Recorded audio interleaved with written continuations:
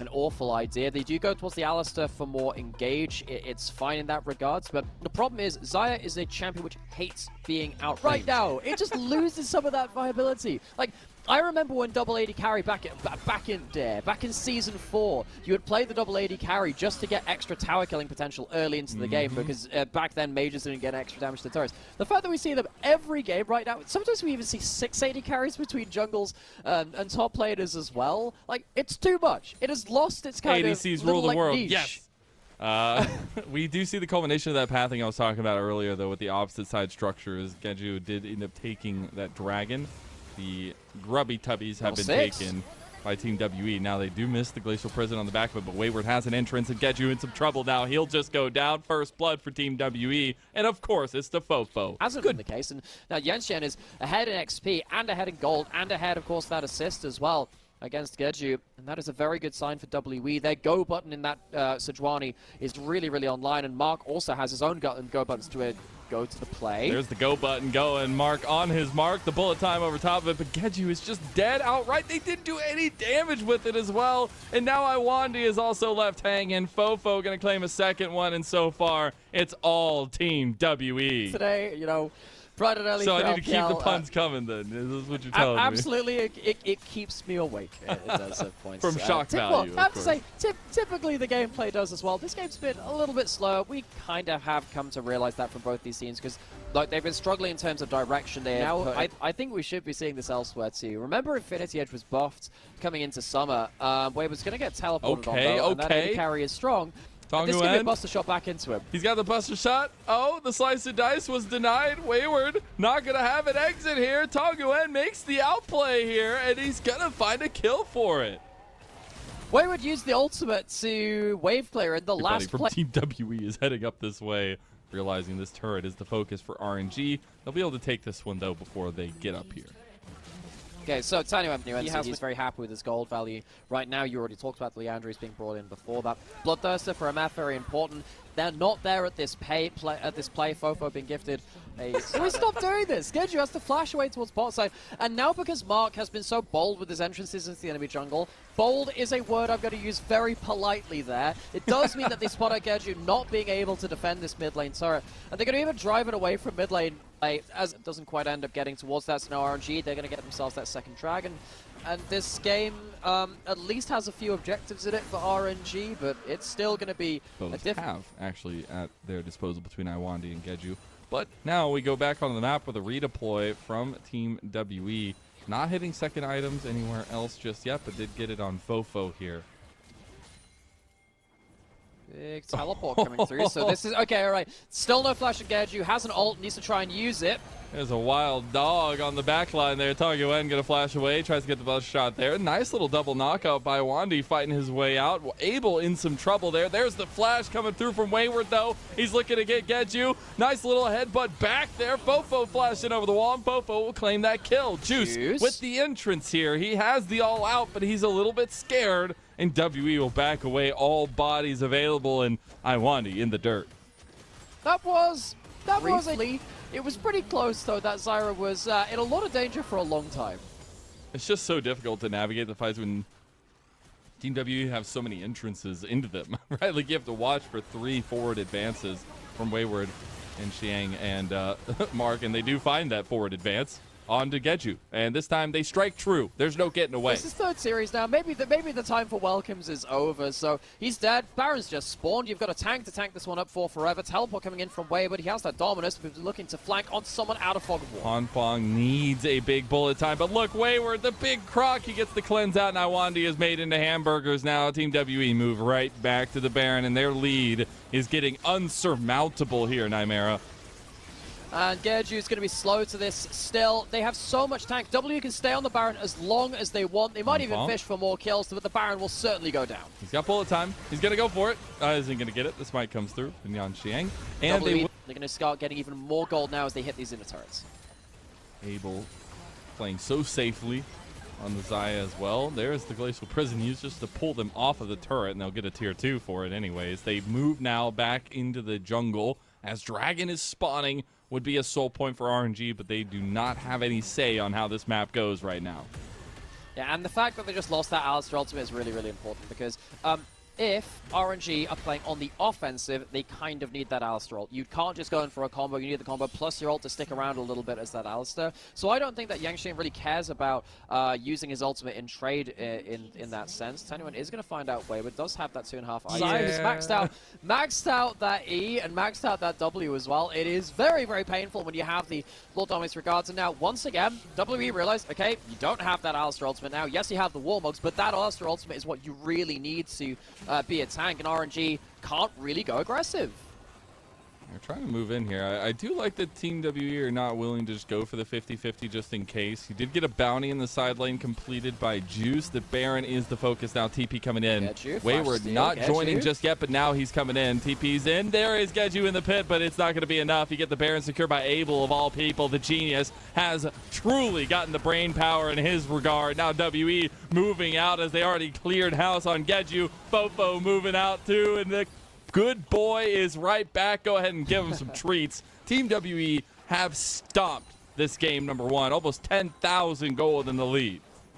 Yeah, Fofo showing us some corgi gaming. They get themselves that Baron buff. And RNG, this has sadly been the tale of RNG in 2024. They have struggled to be proactive. They have struggled to have direction. And roster changes do not seem to have solved that issue. They are eating so much damage onto their towers as WE go forwards. RNG fighting under this turret, trying to stop it, and they do end up getting the siege broken. Oh! Able to get it in the last second there. That cannon minion doing work with the Baron buff. Yangshin has his ultimate Very back confident in the pick. And Tongyuan on the Tristana. I mean, that's typically such a massive one we've seen in the meta right now. They do end up getting scraps in the bot side there, but Team WE are striking where it hurts and taking an inhib in bot lane themselves. Yeah, this is the thing. You can say, oh, but they just got an objective bounty and it's an inner tower. Isn't that great? Well, you're losing your base. Not particularly great. I would consider that a strategic loss. You get yourself a small tactical victory. Great gold. The strategic sense really not working out. Wandy gonna pop the Unbreakable Will there too, just to try to dissuade any more of the follow-up. Baron is still up. Oh, 35 seconds on that buff. Stranglethorn gonna go down.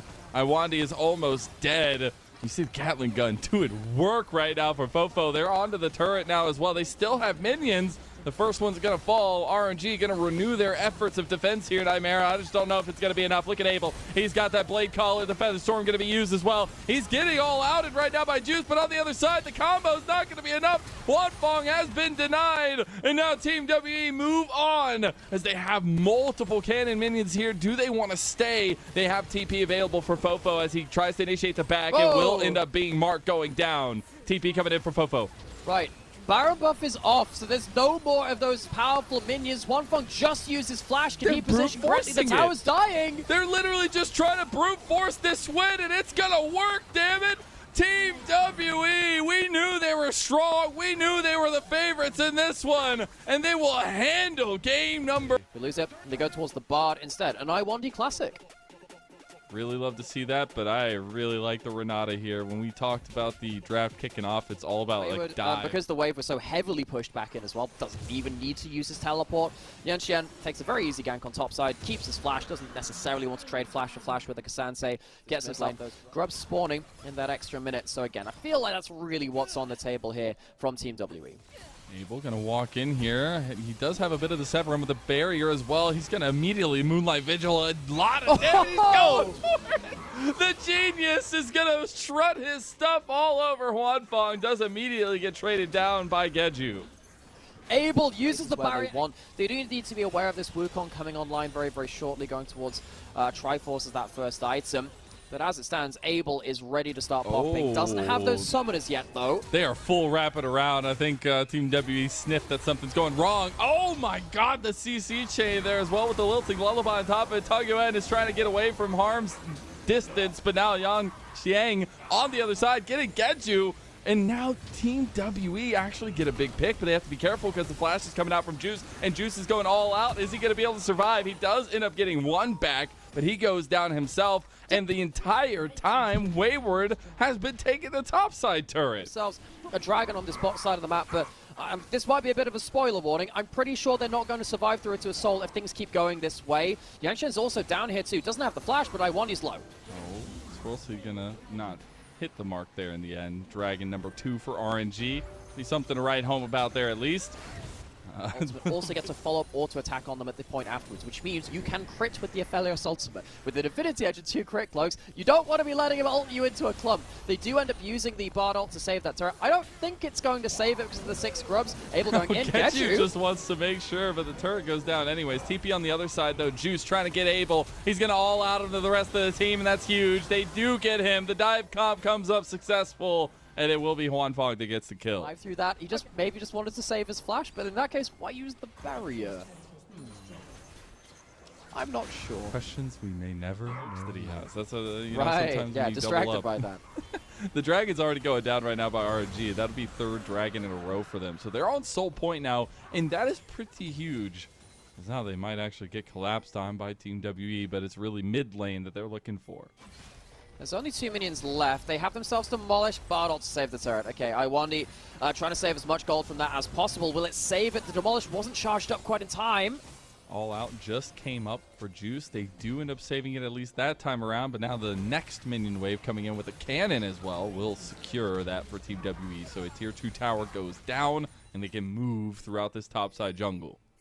Yeah, and you can, okay, they're highlighting the build in here as well. We already talked about this. It's a whole lot of crit. He'll be going towards, his second item after this point out of one of those crit cloaks. But the whole thing about Aphelios is that you can sometimes feel really not great. Wayward's just dying. As we were talking about builds, Squidward dies. No! He tried to greed for a wave push in to get his demolish on that top lane turret, I think, but just not in this turret as the Tristana, pretty strong. The Navori quick blade helping in that regard. It was the Leandri's completed for Yan Xiang as well, though, bringing a little bit more power to the Lilia.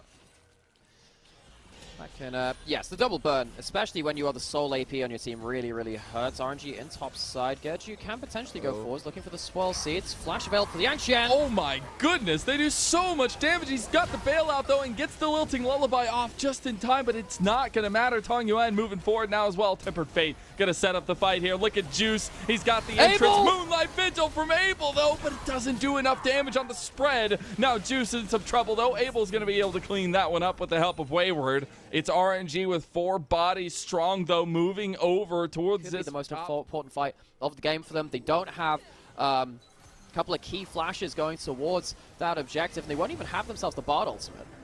Edju gets about half his health bar taken out from him there as well. RNG just playing very well around a couple of the moments. And really, honestly, heads-up play for moving apart from the Moonlight Vigil now. Yan Xiang going forward here, still has the flash, going for the Lilting Lullaby. Not going to find the combo. Getju, though, he was on the back line, goes down already. There's the Lilting Lullaby, and Hwanfong joins his teammate in the dirt. Nice little explosive shot. Almost taking down Fofo in the end. And that is WE, all-man strong, going to the Dragon and denying the soul of RNG. No flash on Juice, no flash on Gertrude, makes that fight so much harder. And Abel uses his barrier to go forward to start the 80 carries.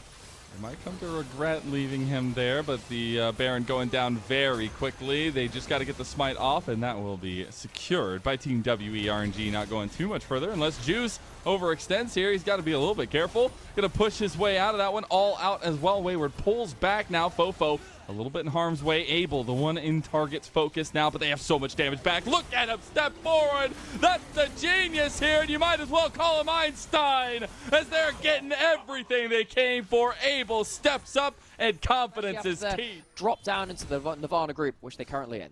3 years on that OMG squad. 3 years of being on the outskirts and the potential dark horses, but now he finds himself on Team WE and finds himself in a promising position time and time again for them. Now we see them sieging this top tier too, as Iwandi almost just dies, has to burn the heal. Now Hwanfong is the one that's going to pay the ultimate price as he Killer Instincts to buy a little bit of time. Fofo cleans that one up, and now Team WE moving forward with the siege to end all sieges. They want revenge for that locking out of Group Ascend by RNG at the finishing of the placement stage. Wayward, though, in some trouble here. He is going to get the Sterix gauge popped, and he's still alive. Now the rest of RNG have to run away. Getju is on the wrong side of the tracks here. Fofo not going to chase him down because Team WE know what they came for, and they're looking to end. Wayward even uses the Wukong clone for an extra source of healing from his Q. It is just all disaster for RNG. The ship is sinking. They can change the planks on it, but the results are the same. They're going in. Tongguan barely alive. Now they just need to wait for the minions to come through, and the last turret is falling. There is nothing left but a barren wasteland, and it might have been a 1-1 series split in that placement stage, but Team WE, they want to make good on that one. They're going to try to overextend maybe a little bit, as RNG have a little bit of fight left to give, but no, they don't. Abel steps them up and sits them down. As everybody's starting to fall apart, Abel, he's looking to clean house here. Team WE are making it a short day here so far as well, as they'll take a sweep over RNG and improve to 2-0. Abel looking more like his brother, Kane, the original murderer, takes